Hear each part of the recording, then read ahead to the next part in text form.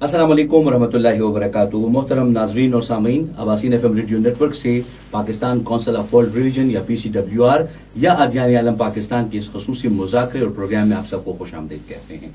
जैसा कि आप सबको मालूम है कि हम इन प्रोग्रामों में एक सिलसिले को जारी रखे हुए हैं और PCWR की भरपूर कोशिश होती है कि अक़लियती बरादरी के हवाले से, मौसमियाती तब्दीली के मनफी तग़य्युरात के हवाले से आगाही भी हो और इन तमाम मसाइल के लिए एक बेहतर रोड मैप बना सकें ताकि पॉलिसी साज जो हैं उसको अपनी पॉलिसी साजी में शामिल कर सकें और आम लोगों पर उसका एक बेहतर असर हो, क्योंकि माशरे के तमाम अफराद जब अपना एक भरपूर किरदार अदा करेंगे तो आसानी मुयसर होगी। आज के प्रोग्राम में हम बात करेंगे हिंदू मैरिज एक्ट के रूल्स ऑफ बिजनेस का मुसविदा जो है वो काबीना कानून कमेटी से मंजूर हो चुका है, तो अगले मराहिल क्या हैं। इसी तरह से हमारी जो अक़लियती बरादरी है मयारी तालीम तक रसाई में उनको क्या मुश्किलात दरपेश हैं, उन रुकावटों को किस तरह मौसर तरीके से हल किया जा सकता है। इसके अलावा PCWR जो है FF हिंदू मैरिज एक्ट के रूल्स ऑफ बिजनेस जो 2% अक़लियतों के कोटे हैं उसके नफाज के हवाले से और अक़लियतों के दीगर हकूक़ के तहफ़्फ़ुज़ में क्या किरदार अदा करे वो तो आप सबको मालूम भी है, लेकिन बुनियादी तौर पर हम मुख्तलिफ पॉइंट्स की सूरत में आप तक पहुंचाते हैं ताकि वो तमाम काम और वो तमाम उमूर जिसके लिए तगोदो की गई है, जिसके लिए हम तमाम एक्सपर्ट्स को बुलाते हैं, एक जगह इकट्ठा करते हैं और फिर वो इस तरह से एक बेहतर किरदार अदा कर सकते हैं। तो वो चूंकि ज़ाहिर की बात है कि आज के प्रोग्राम में हमारे साथ PCWR के मुतालिका ओहदेदार मौजूद होंगे तो वो इस हवाले से मुफस्सिल बताएंगे। इसके अलावा हिंदू मैरिज एक्ट के रूल्स ऑफ बिजनेस के नफाज के बाद हिंदू कम्युनिटी को अज़दवाजी मसाइल के हल, कानूनी तहफ़्फ़ुज़ और समाजी इंसाफ के हवाले से कौन से अहम फ़ायदे हुए हैं, इस हवाले से आज के प्रोग्राम में आप सुन सकेंगे। ये तो प्रोग्राम का खुलासा और मेरी खुशकिस्मती है कि जो शख्सियात आज के प्रोग्राम में हमारे साथ मौजूद हैं उनका एक काम है, उनका एक किरदार है और वो बेहतर तरीके से इन तमाम उमूर पे अपना तजर्बा भी रखते हैं और मुसलसल तगोदो के जरिए से तमाम अहदाफ के हुसूल में भी वो आसानी पैदा कर रहे हैं। हमारे पहले मेहमान आज के प्रोग्राम में होंगे क़ारी रूहुल्लाह मदनी साहब, चेयरमैन हैं Pakistan council of world religion या अदयान आलम पाकिस्तान के। साथ ही साथ क़ारी रूहुल्लाह मदनी साहब का जो काम है, उनका जो किरदार है पूरे खैबर पख्तूनख्वा में एक बहुत बड़ा किरदार रखते हैं। कानून साजी के हवाले से बात की जाए तो साबिका अदवार में ये मजहबी उमूर के वजीर भी रह चुके हैं और बेहतर तरीके से मुसलसल तगोदो कर रहे हैं ताकि खैबर पख्तूनख्वा में पाकिस्तान में मजहबी हम आहंगी के हवाले से एक बेहतर और अच्छा प्लेटफॉर्म मुयसर हो जिस पर तमाम लोग इकट्ठे होकर बेहतर तरीके से मुल्क व कौम की खिदमत कर सकें। आज के प्रोग्राम में हमारी दूसरी मेहमान शख्सियत होंगी मोहतरमा प्रतिका शाम। हिंदू कम्युनिटी से इनका ताल्लुक है, स्कूल में दर्स व तदरीस के शोबे से मुंसलिक हैं, PCWR के मेंबर हैं और चूंकि अपनी कम्युनिटी को भी रिप्रेजेंट कर रही होती हैं और उमूमी तौर पर अक़लियतों के हकूक़ के तहफ़्फ़ुज़ के लिए भी अपना एक बेहतर किरदार रखती हैं। दोनों मेहमानान गिरामी का मैं तहे दिल से मशकूर हूँ कि आप तशरीफ़ लाएं, अपना कीमती वक्त दिया। क़ारी रूहुल्लाह मदनी साहब, सबसे पहला सवाल यही है जी कि हिंदू मैरिज एक्ट के रूल्स ऑफ बिजनेस का मुसविदा काबीना कानून साज कमेटी से मंजूर हो चुका है, अब अगला क्या अमल होगा और इसमें मजीद कितना वक्त लग सकता है, इस हवाले से रोशनी डालें प्लीज। बहुत बहुत शुक्रिया जनाब।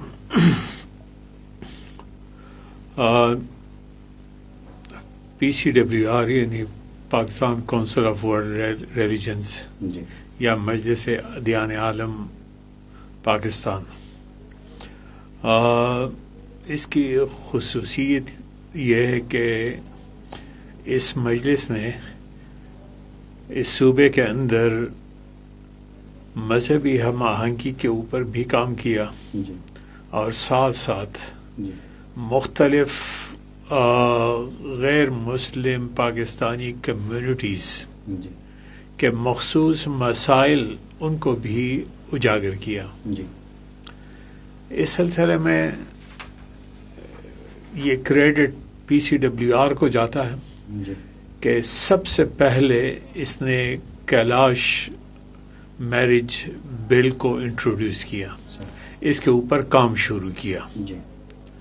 तो वो भी जो है यानी काबीना की ये जो कानूनी कमेटी है, लेजिस्लेटिव कमेटी, वहाँ तक पहुँचा।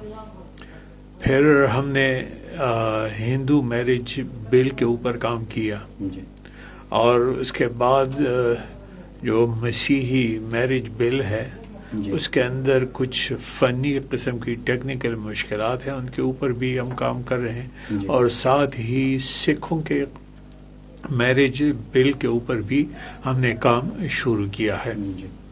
تو یہ چیزیں جو ہیں ایسی ہیں کہ ان کا تعلق پاکستان کی تقریباً ہر غیر مسلم کمیونٹی اور ان کے ہر فرد کے ساتھ ہے. جی. کیونکہ شادی بیاہ جو ہے وہ تو ہر کمیونٹی کے اندر یہ سلسلہ چلتا رہتا ہے. Exactly.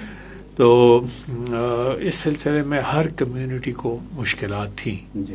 اور ہم نے اس کے اوپر کام کیا کافی. اس کے اندر میٹنگز ہوئی مختلف سرکاری محکموں کے ساتھ، مثلا اوقاف ڈپارٹمنٹ کے ساتھ یا لوکل گورنمنٹ کے ساتھ، اسی طریقے سے لا ڈپارٹمنٹ کے ساتھ. جی. تو یہ ہماری کوششیں ہیں.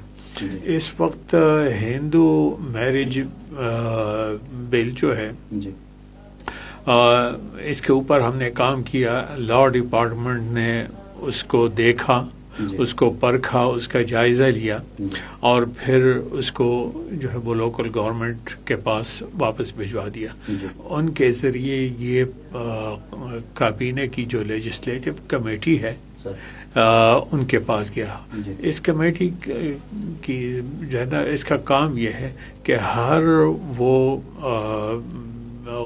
قانون سازی جی. جو کسی مرحلے میں صوبائی کابینہ کے پاس جاتی ہے، جی. تو پہلے اس کمیٹی میں اس کا جائزہ لیا جاتا ہے. جی. جی. تو اور اگر یہاں سے یہ اوکے ہو جاتا ہے تو جی. اس کے بعد پھر اگلے مرحلے جو ہیں وہ آسان ہو جاتے ہیں. صحیح. اب اس سلسلے میں اگلے جو مرحلے ہیں وہ صرف 2 ہیں. جی.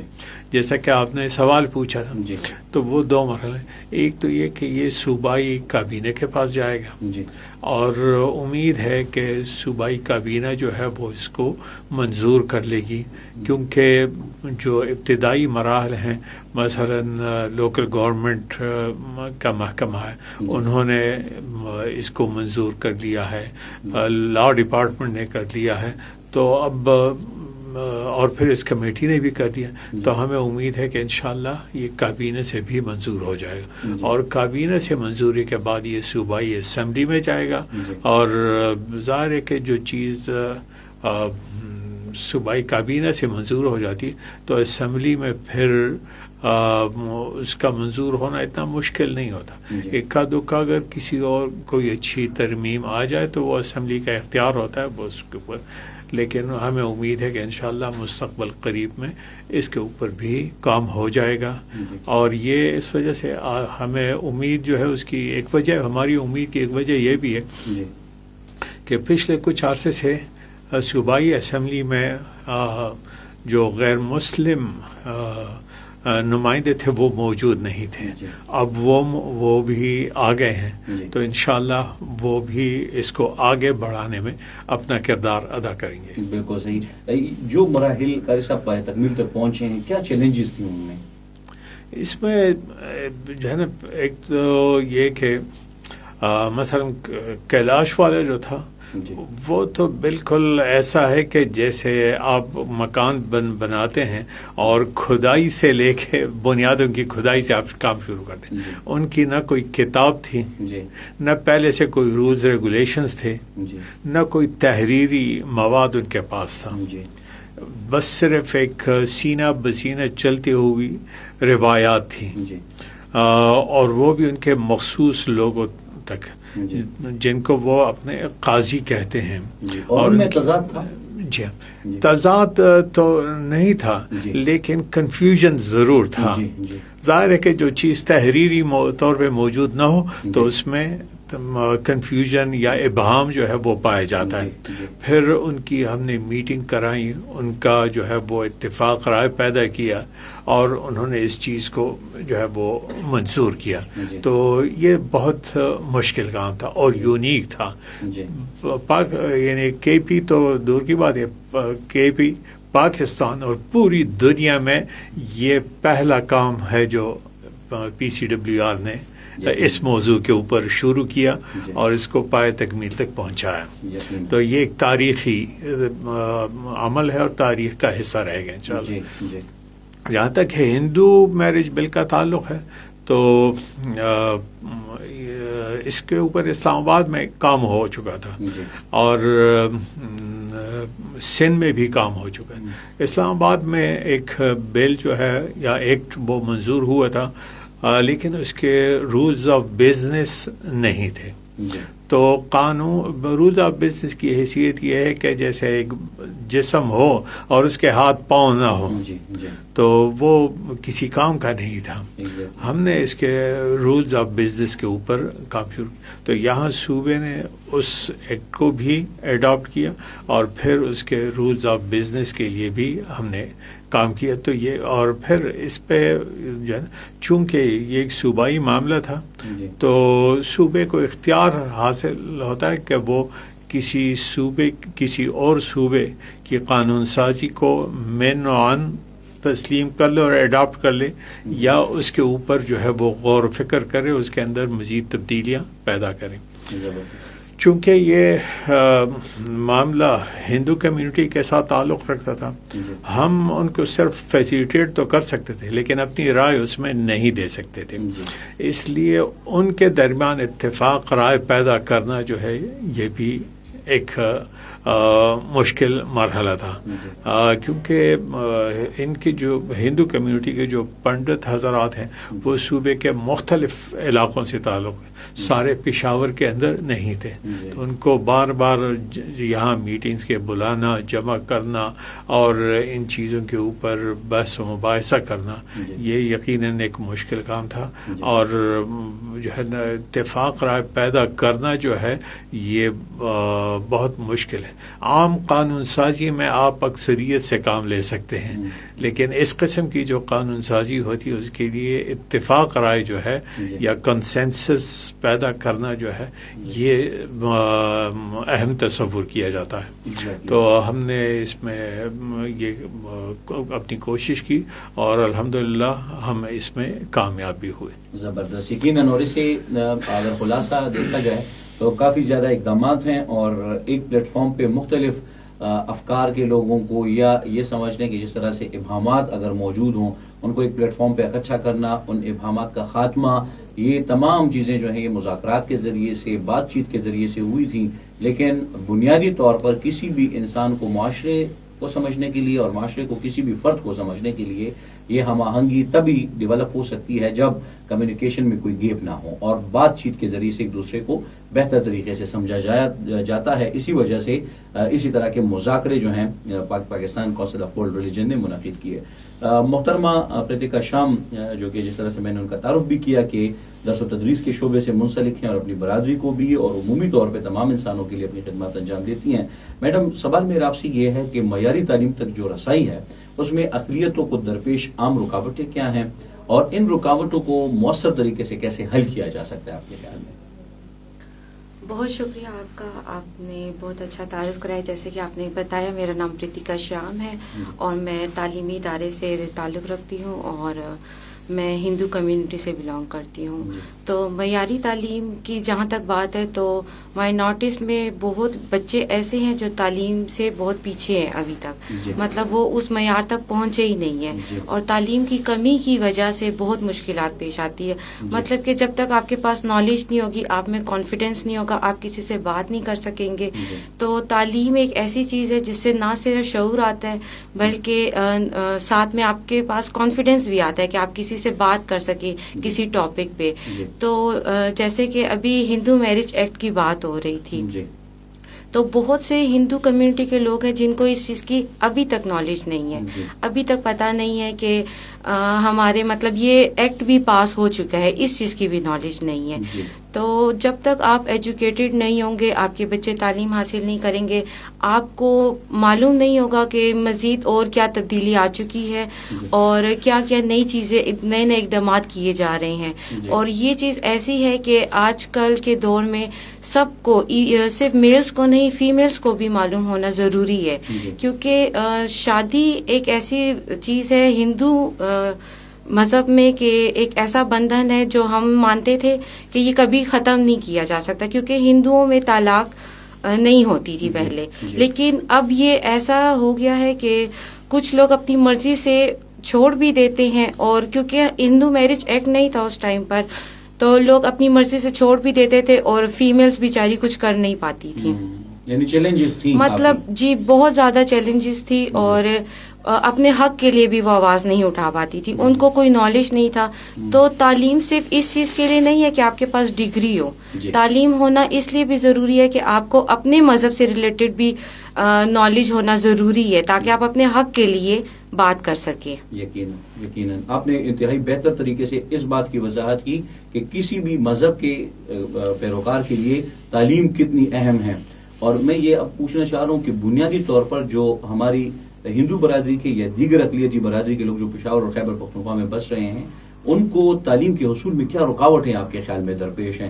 کون سی ایسی چیزیں, جیسے آپ نے انفارمیشن کی بات کی کہ ان کو معلومات تک رسائی نہیں ہے یا وہ آگاہی ہی نہیں رکھتے, تو یہ ایک بہت بڑا مسئلہ ہے, رکاوٹ ہے, اور سب سے پہلا کسی بھی انسان کو یہ رکاوٹ آتا ہے. اس کے علاوہ کیا رکاوٹیں ہیں جن کو آپ یہ سمجھتی ہیں کہ جی یہ رکاوٹیں بیچ میں آ سکتی ہیں؟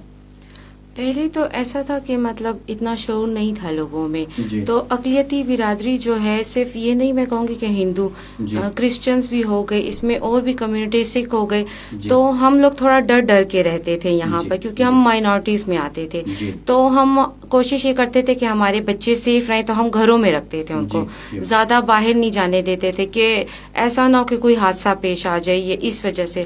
جی. لیکن اب سب لوگ نہیں, لیکن کچھ لوگوں کی سوچ ایسی ہوتی ہے مائنورٹیز کو لے کر, جی. کہ نہیں یہ ہمارے مطلب ہم سے الگ لوگ ہیں. جی. اور ہم لوگوں کو بھی یہ ڈر ہوتا تھا کہ ہم باہر اپنے بچوں کو چھوڑیں گے تو ایسا نہ کوئی حادثہ پیش آ جائے ان کے ساتھ. جی. تو ایک رکاوٹ تو یہ ہوتی تھی کہ ہم مائنورٹیز میں, میجورٹی میں نہیں ہے. تو لیکن اب جیسے تعلیم کا شعور بڑھتا جا رہا ہے, لوگوں میں اویئرنیس آتی جا رہی ہے, اور جب ہم باہر نکلے ہیں تو ہم نے لوگوں کے ساتھ جب مل کے بیٹھے ہیں, بات چیت کی ہے, تو ہمیں معلوم ہوا ہے کہ اقلیتی برادری بھی جو ہے مطلب پاکستان کا ہی حصہ ہے.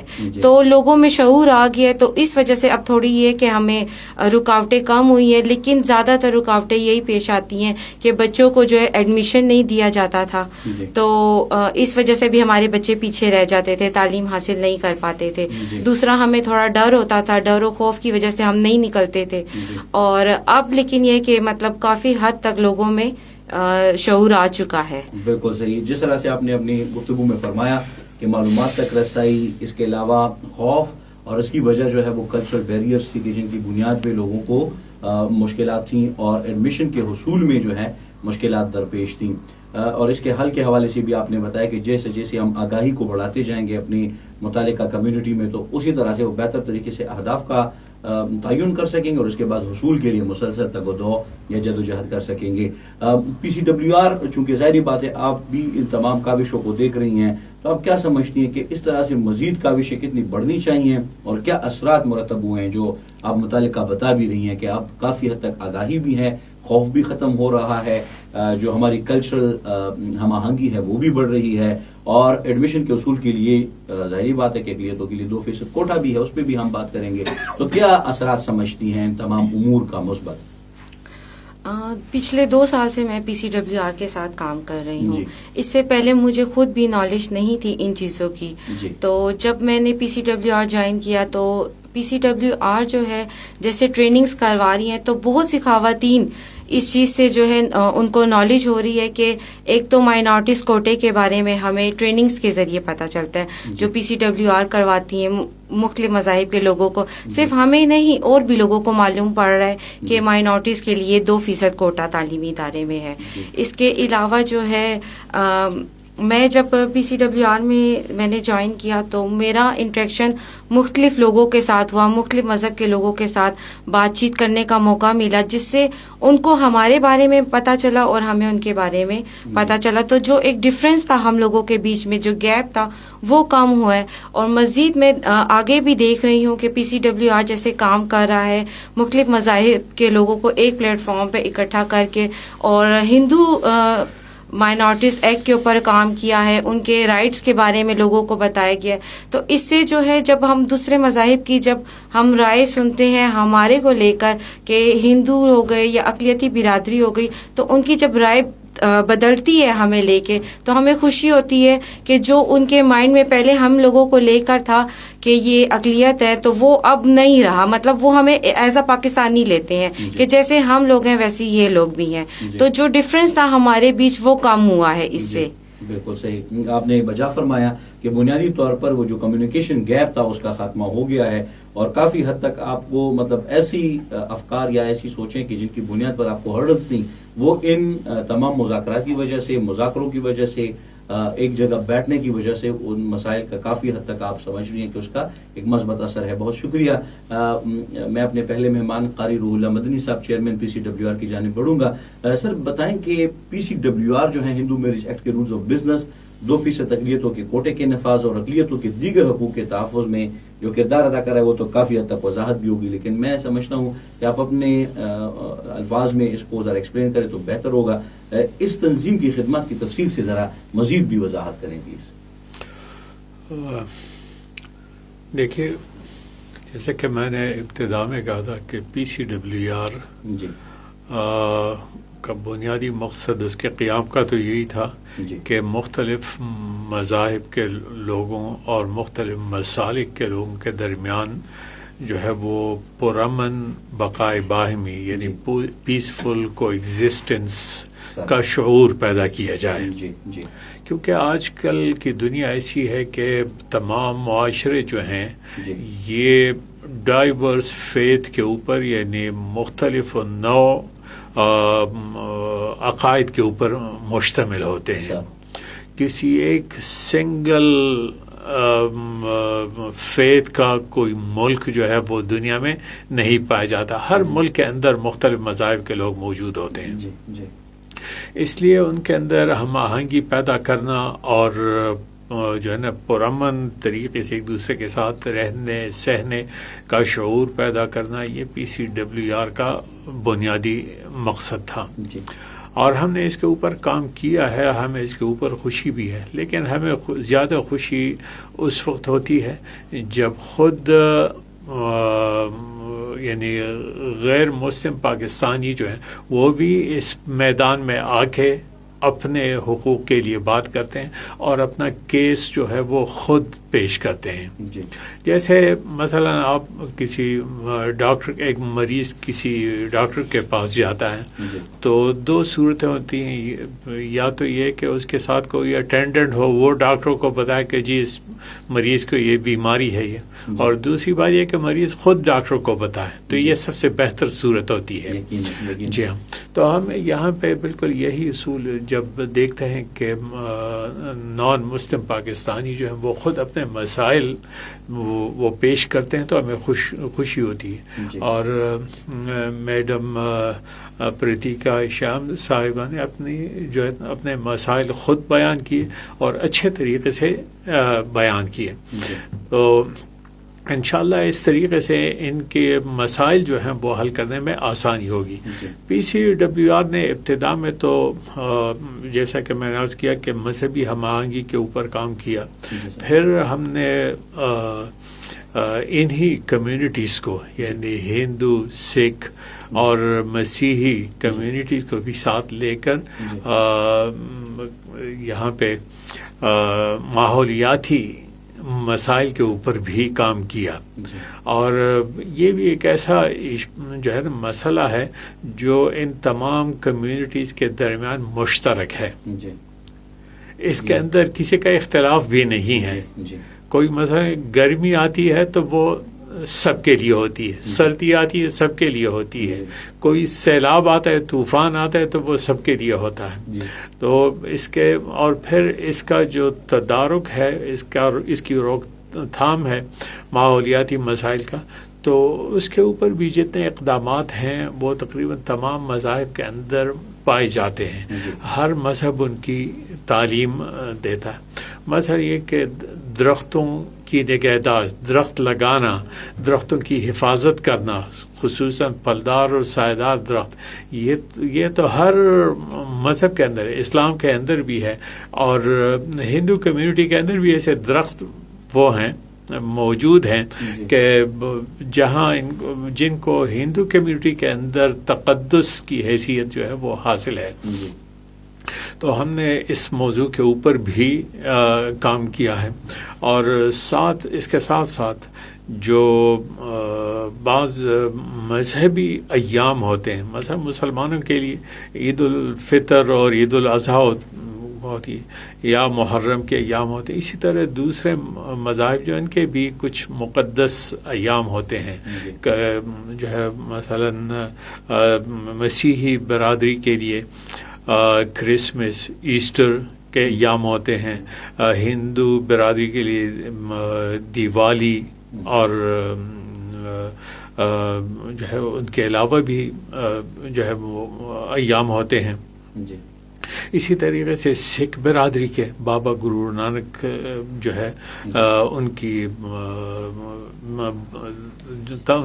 تاریخ پیدائش یا برسی کے ایام ہیں. تو یہ چونکہ ہر کمیونٹی کے لیے اپنے ایام ہیں، تو ہم یعنی مذہبی اختلاف ہونے کے باوجود ہم یہ سمجھتے ہیں کہ ان کو بھی اتنا حق حاصل ہے یہ ایام منانے کا جتنا کہ ہمیں عید اور رمضان یا جو ہے نا دوسرے ایام منانے کا ہمیں حق حاصل ہے.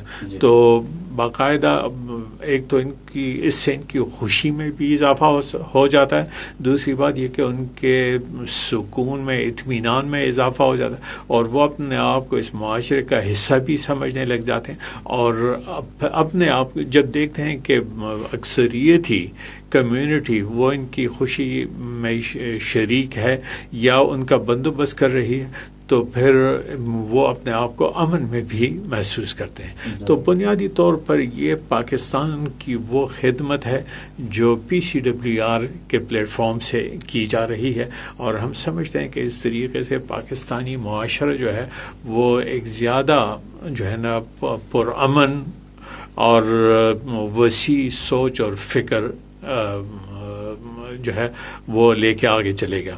یقیناً قاری صاحب آپ نے انتہائی بہتر طریقے سے وضاحت فرمائی، اور اس حوالے سے اگر دیکھا جائے تو یہ تمام میدان عمل کے وہ اقدامات ہیں جس کے مؤثر ہونے کا ثبوت ان تمام اقلیتی برادری کے تمام افراد یا تمام شخصیات ہیں کہ جن کو ہم اپنے پروگراموں میں، اپنے مذاکروں میں مدعو کرتے ہیں، اور وہ اس کی مثبت رجحانات کے حوالے سے یا اثرات کے حوالے سے ہمیں آگاہ کرتے ہیں. محترمہ پریتیکا شیام صاحبہ، چونکہ آپ درس و تدریس کے شعبے سے منسلک ہیں، تو میرا اگلا سوال آپ سے یہ ہے کہ ہندو میرج ایکٹ کے رولز آف بزنس کے نفاذ کے بعد ہندو کمیونٹی کو ازدواجی مسائل کے حل، قانونی تحفظ اور سماجی انصاف کے حوالے سے کون سے اہم فوائد اور بہتر جو ہیں وہ اقدامات یا اثرات حاصل ہو سکتے ہیں، جس طرح سے آپ نے پہلے بھی گفتگو میں فرمایا، لیکن مزید ایسی کون سی زاویے ہیں کہ جن پر آپ دیکھ رہی ہیں اور جس سے آپ محسوس کر رہی ہیں کہ یہ فوائد جو ہیں ہندو کمیونٹی کو ہو رہے ہیں بڑے پیمانے پر؟ جیسے کہ میں نے پہلے بھی بتایا کہ ہماری خواتین کو اتنا شعور نہیں تھا، تو PCWR کے ذریعے جب وہ مختلف پلیٹ فارم، مطلب اس پلیٹ فارم پہ مختلف کمیونٹی کے لوگوں کو اکٹھا کرتے ہیں، تو اس میں جو ہے ہندو جو خواتین ہوتی ہیں ان کو اپنے رائٹس کے بارے میں بھی بتایا جاتا ہے کہ ان کے کیا رائٹس ہیں. تو اسی ذریعے انہی ٹریننگز کے ذریعے جو ہے خواتین میں شعور آیا ہے کہ ان کا جو یہ ہندو میرج ایکٹ ہے، اس کے بعد جیسے پہلے تو جب طلاق ہو جاتی تھی تو کوئی ان کی سیفٹی سیکیورٹی کچھ بھی نہیں ہوتا تھا. تو یہ ہندو میرج ایکٹ کے بعد جو ہے ان کو شعور ہوا ہے، ان کو نالج میں اضافہ ہوا ہے کہ طلاق کے بعد بھی جو ہے ان کا حق ہے، ان کا رائٹ ہے جو شوہر ان کو دیں گے. تو اسی طرح کا ایک کیس تھا جو میرے نالج میں ہے کہ ایک بچی ہے جس کو ہندو کمیونٹی کی ہے کہ جس کے شوہر نے اس کو چھوڑ دیا تھا، کوئی طلاق نہیں ہوئی تھی، کچھ نہیں، بس ان کے گھر بٹھا دیا تھا. تو وہ بچی اس کے پیرنٹس کے ساتھ وہ رہ رہی تھی، اس کا ایک بیٹا بھی تھا. تو وہ بچی مطلب خود ایجوکیٹڈ تھی، تو وہ اپنے ٹیچنگ کر رہی تھی کہ اپنے بچے کے لیے اور اپنے لیے کچھ کر سکے. تو اس کو نہیں معلوم تھا کہ ہندو میرج ایکٹ کی مطلب پاس ہو چکا ہے اور وہ اپنے رائٹ کے لیے آواز اٹھا سکتی ہے. تو جب اس کو اس چیز کی علم ہوئی PCWR کے ذریعے، تو اس نے جو ہے کیس کیا کہ مجھے میرے رائٹس ملنے چاہیے. تو کچھ ٹائم تک اس کا یہ کیس چلتا رہا اور آخر میں اس کو اس کا حق ملا، اس کے بچے کے لیے اس کو حق ملا کہ اس کے جو مطلب اماؤنٹ ہے اس کے خرچے کی تو وہ اس کو ملنی چاہیے. تو اس سے جو ہے نہ صرف اس بچی کو حق ملا، اس بچے کو بھی ساتھ میں حق ملا, اور دوسرا آگے کے لوگوں کو بھی مطلب اس چیز کی نالج ہوئی کہ اگر ان کیس اگر کسی کی بچی کے ساتھ ایسا کچھ ہو جاتا ہے تو اس کا رائٹ بنتا ہے کہ وہ اپنے حق کے لیے آواز اٹھا سکتی ہے, نہ کہ وہ گھر میں دب کے بیٹھ جائے اور وہ کچھ نہ کر سکے. اور اس طرح تو دیکھا جائے تو پھر اور بھی مردوں کو جو ہے خوشی ہوگی کہ ہمیں تو طلاق دینے کے بعد کچھ بھی نہیں کرنا پڑے گا اور ہم دوسری شادی کر کے آرام سے رہ سکتے ہیں. تو اس لیے جو ہے اور لوگوں کو بھی جو ہے نالج ہوئی کہ اگر ہم اس طریقے سے کریں گے تو ہمارے ساتھ ایسا کچھ ہو بھی سکتا ہے, کیونکہ پہلے ایسا کچھ بھی نہیں تھا, ہندو میرج ایکٹ نہیں تھا, رجسٹریشن نہیں تھی. اب ایون کہ رجسٹریشن کی بھی نالج بہت حد تک لوگوں کو آتی جا رہی ہے, کیونکہ پہلے تو بس ہندوازم میں یہی ہوتا تھا کہ آپ مندر لے جائیں, وہاں پہ پھیرے کروا لیں, شادی ہو جاتی تھی, رجسٹریشن نہیں ہوتی تھی. لیکن اب یہ چیز جب ہندو میرج ایکٹ کے بعد جو رجسٹریشن بھی ہونے شروع ہو گئی ہے, تو اس سے یہ ہوتا ہے کہ جیسے کہ میری شادی کو 15 سال ہو چکی ہیں, اس وقت رجسٹریشن نہیں ہوتی تھی. تو جب ہمیں اپنے بچوں کے بے فارمز بنوانے ہوتے تھے, برتھ سرٹیفکیٹ بنوانے ہوتے تھے, تو ہمارے پاس کوئی پروف نہیں ہوتا تھا کہ ہم میرڈ ہیں. تو اس کے لیے ہمیں پھر پنڈتوں کے پاس جانا پڑتا تھا کہ کچھ کریں, ہمیں میرج سرٹیفکیٹ بنا کے دے دیں تاکہ ہم نادرا میں ویریفائڈ کروا دیں کہ ہم شادی شدہ اور یہ ہمارے بچے ہیں, تاکہ ہمارے بچوں کو اسکولس میں ایڈمیشن مل سکے. تو اب رجسٹریشن سے یہ فائدہ ہو گیا ہے ہم لوگوں کو کہ اسی ٹائم رجسٹریشن ہوتی ہے, تو ہمیں کسی کے پیچھے مہینے بعد 2 مہینے بعد پھرنا نہیں پڑتا. ایون کہ پہلے تو سال لگ جاتے تھے ہمیں اس چکر میں, ہم کبھی کسی پنڈت کے پاس جا رہے ہیں کہ ہمارے لیے یہ کام کر دیں تاکہ ہمارے بچوں کے لیے آسانی ہو. لیکن رجسٹریشن کے بعد یہ کہ اب ہمیں بہت حد تک سہولت ہو گئی, ہمارے بچوں کے جو ہے بے فارمز بن جاتے ہیں, ایڈمیشنز ہو جاتے ہیں. تو یہ بہت اچھے اقدامات ہیں جو PCWR نے کیے ہیں ہندوؤں کے لیے, کیونکہ صرف ہم اکیلے, ہمارے مذہب میں کوئی ایسے نہیں ہیں لوگ کہ انہوں نے خود سے اس چیز کے اوپر اقدامات کیے ہوں. تو میں بہت شکر گزار ہوں PCWR کی کہ جنہوں نے اس اہم مسئلے کو اٹھایا اور اس پہ کام کیا. جی, یہ ہندو میرج ایکٹ سے پہلے آپ فرما رہی ہیں کہ اس طرح کا کوئی میکینزم نہیں تھا, اور ظاہری بات ہے کہ پھر اس میں مشکلات بھی کافی زیادہ تھیں. بنیادی دستاویزات کی آپ نے بات کی, تو ان بنیادی دستاویزات کی فراہمی میں آپ یہ سمجھتی تھی کہ یہ رولز آف بزنس اور یہ ہندو میرج ایکٹ بنیاد ہے کہ جس کی بنیاد پر آپ کو بنیادی دستاویزات کی فراہمی یقینی بنائی گئی ہے؟ جی بالکل, کیونکہ اس کے بغیر تو نہ آپ یہ جو ہے کلیم کر سکتے ہیں کہ آپ میرڈ ہیں. جی, تو رجسٹریشن بہت ضروری ہے. اگر رجسٹریشن بائی وقت نہیں کی جاتی تو بعد میں سال بعد 2 سال بعد آپ ادھر چکر لگا رہے ہیں, کوئی مکر جائے, آپ کے پاس کیا ثبوت ہے کہ آپ میرڈ ہیں, تو ہم ہندو بچیاں کہاں جائیں گی پھر, کیونکہ ان کے پاس تو کوئی اور پروف ہی نہیں ہے کہ ہم میرڈ ہیں. تو یہ ہندو میرج ایکٹ کے بعد ہی رجسٹریشن شروع ہوئی ہے. تو اب یہ ہے کہ ساتھ میں گواہ بھی اسی ٹائم موجود ہوتے ہیں, تو اس چیز کا ثبوت ہو گیا, اس چیز کا پروف ہو گیا, تو ہمارے لیے بہت آسانی ہو گئی, ہمارے بچوں کے لیے بھی آسانی ہوئی ہے اس میں. بالکل صحیح, بہت شکریہ. قاری روح اللہ مدنی صاحب, جس طرح سے ہم نے رولز آف بزنس کے نفاذ, مشکلات اور چیلنجز پہ گفتگو کر بھی لی, لیکن اب ان کے باتوں سے مزید اس بات کا وہ ہو رہا ہے, مطلب ایک خلاصہ سامنے آ رہا ہے کہ جو سماجی ہم آہنگی ہے اس میں کس حد تک مدد فراہم کیا ہے ہندو میرج ایکٹ نے. اور ظاہری بات ہے کہ اس حوالے سے مشکلات کافی زیادہ تھیں, کیونکہ بنیادی دستاویزات کا نہ ہونا بھی بڑا مشکل کام تھا. تو یہ مذہبی طور پہ بھی ڈیفائن نہیں کیا گیا تھا کہ نہیں, جو متعلقہ لوگ تھے یا کمیونٹی تھی وہ یا مرد حضرات جو ہیں اس پر آنکھیں پھیر لیتے تھے کہ بنیادی طور پر اگر رجسٹریشن نہیں ہوگی تو ہم محفوظ ہوں گے, یعنی ان کو بھی اس بات کا احساس تھا کہ یہ فقدان ہے اور اس کا حل چاہیے ہمیں. دیکھیے, کچھ مسائل ایسے ہوتے ہیں کہ جو انفرادی ہوتے ہیں, جی, اور کچھ مسائل اجتماعی ہوتے ہیں. انفرادی مسائل کا حل جو ہے وہ بھی انفرادی یا خاندانی طریقے سے ممکن. اجتماعی مسائل کے حل کے لیے اداروں کی ضرورت ہوتی ہے. بڑی اچھی بات آپ نے. اور یہاں پاکستان کے اندر جو نان مسلم پاکستانی ہیں، ان کی مختلف کمیونٹیز ہیں، مسیحی ہیں، ہندو ہیں، سکھ ہیں، ان کے اجتماعی مسائل کے حل کے لیے اس قسم کے ادارے موجود نہیں تھے، اور اگر کچھ ادارے موجود ہیں بھی تو وہ زیادہ سے زیادہ جو ہے وہ مذہبی عبادات تک محدود ہیں، کہ ان میں سہولتیں ان کے لیے پیدا کی جائیں اور مذہبی عبادات اور رسم و رواج جو وہ ان کے اندر ان کو رہنمائی فراہم کی جائے۔ اس قسم کے مسائل جو ہیں یہ پہلے بھی تھے اور وقت کے ساتھ ساتھ بڑھتے جاتے ہیں۔ مثلا شادی بیاہ جو ہے یہ خواہ وہ اس کا تعلق مسلمانوں کے ساتھ ہو یا ہندوؤں کے ساتھ ہو، پہلے تو یہ ہوتا تھا کہ گھر کے کمرے کے اندر جو ہے وہ نکاح وغیرہ ہو جاتا تھا، اور پھر جس کو خبر ہو جاتی لوگ قبول کر لیتے تھے ساتھ، یعنی باقاعدہ کوئی رجسٹریشن کا نظام موجود نہیں تھا۔ 1960 میں یہاں جو ہے وہ پھر بلکہ سن 61 میں جو ہے نا یہاں مسلم فیملی لاز آرڈیننس جو ہے وہ نافذ کیا گیا، لیکن وہ صرف مسلم کمیونٹی تک تھا۔ ان کے لیے جو ہے مسیحیوں کے لیے ایک پرانا قانون انگریزوں کے زمانے کے موجود تھا، لیکن اس کے بھی rules of business as such وہ موجود نہیں تھے۔ پھر ہندوؤں کے لیے تو کوئی تھا نہیں، سکھوں کے لیے بھی نہیں تھا، اور کیلاش وغیرہ یا دوسری کمیونٹیز کے لیے بھی کہیں نہیں۔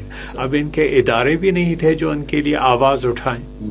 اکا دکا کچھ افراد تھے جن کو پاکستان کے اندر ایک بڑی اہم حیثیت حاصل تھی۔ مثلا آپ دیکھیں پاکستان جب بنا تو پہلے ہماری جو پہلی کیبنٹ بنی اس میں جو ہمارے پہلے وزیر قانون تھے پاکستان کے وہ ایک ہندو تھے، اور یعنی یہ اعتماد کی کہ بابا قوم قائد اعظم محمد علی جناح نے ان کے اوپر اعتماد کیا، اور ایک مسلم ملک کے لیے ہندو قانون دان کو جو ہے وہ وزیر قانون مقرر کیا۔ قائد اعظم خود بھی ایک وکیل تھے، تو وہ سمجھتے تھے کہ یہ اس کے لیے زیادہ موضوع ہوا۔ اسی طریقے سے بعد میں جسٹس AR کارنیلیس جو تھے وہ پاکستان کے چیف جسٹس بنے، ان کا تعلق مسیحی برادری سے تھا۔ پھر بھگوان داس صاحب جو تھے وہ سپریم کورٹ کے چیف جسٹس بنے، تو وہ بھی ایک بہت اہم عہدہ۔ تو اس قسم، لیکن یہ انفرادی بہت اجتماعی تو بطور ادارہ جو ہے کوئی ایسا سچ نظام موجود نہیں تھا۔ یقیناً، اور اس سے PCWR کی اہمیت واضح ہوتی ہے کہ اگر فار ایگزامپل اتنے بڑے انفلوئنشل سطح پہ بھی بڑی شخصیات موجود تھیں اور انہوں نے اس کے باوجود مطلب اگر کوشش کی بھی تو وہ انفرادی تھی، اجتماعی نہیں تھی۔ جی آپ دیکھیں کہ پاکستان کے مثلا قومی صوبائی اسمبلیوں، سینٹ میں اور لوکل گورنمنٹ کے جو ادارے، یہاں کے اقلیتوں کے لیے ریزرو سیٹس تو کئی سال پہلے مقرر کی، لیکن اس معاملے پہ ان نمائندوں نے بھی وہ کام نہیں کیا جو ان کو کرنا چاہیے تھا۔ جی ہاں، اور یہ کریڈٹ جو ہے یہ PCWR کو جاتا ہے، اور میں سمجھتا ہوں کہ یہ بجائے خود ایک عجیب بات ہے کہ جو ہے نا اقلیتوں کے تحفظ کے لیے اس قسم کے انیشیٹوز جو ہیں وہ اکثریت کی طرف سے آ جائیں، وہ نہ صرف فیسیٹیشن کریں بلکہ مدد بھی فراہم کریں۔